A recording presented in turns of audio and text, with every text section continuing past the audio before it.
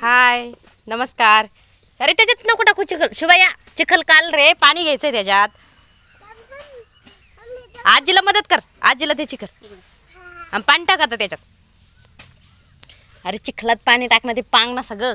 त्या भातवाडीनं चिखल काढ सगळा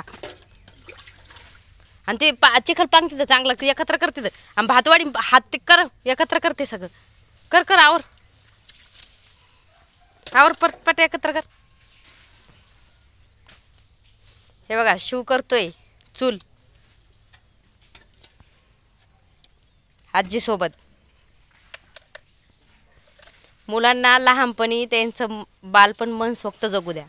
मोठे झाल्यानंतर टेन्शन फ्रस्ट्रेशन कॉम्पिटिशन सगळंच आहे. धावपळीच्या जीवनामध्ये त्यांना सगळं घेऊनच जगायचं आहे.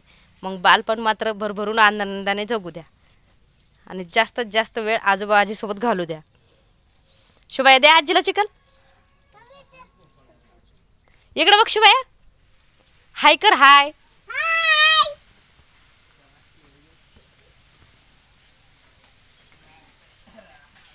चला आज उपास कोणाकोणाचा साबू घालाय पाहिजे. वरीचा भात करूया का नको. वरीचा भात आवडत नाही. मंगळवारी केव्हा खाल्लाय नाही.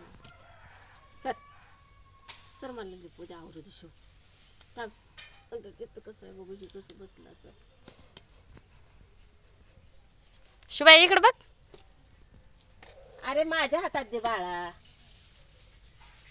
आणि ते भातवाडीन चिखल कर ना सगळं एकत्र माती काढते. इकडे करी गोळा करी असं गोळा करते चिखल भातवाडीन कर करून मला दे.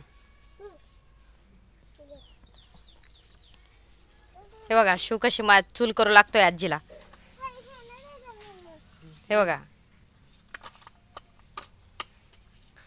आताच्या जमान्यामध्ये मुलं मातीसोबत खेळणं कुठंतरी विसरले आणि 3-4 वर्षाचे झाले की इंग्लिश स्कूलमध्ये टाकून त्यांचं जीवनाचं टेन्शन सुरू होऊन जातं आहे. त्यांचं बालपण सगळ्यांनीच हिरावून घेतलंय. धावपळीच्या जीवनाने सगळ्यांनी हिरावून घेतलंय लेकरांचं बालपण. पाणी जरा वत की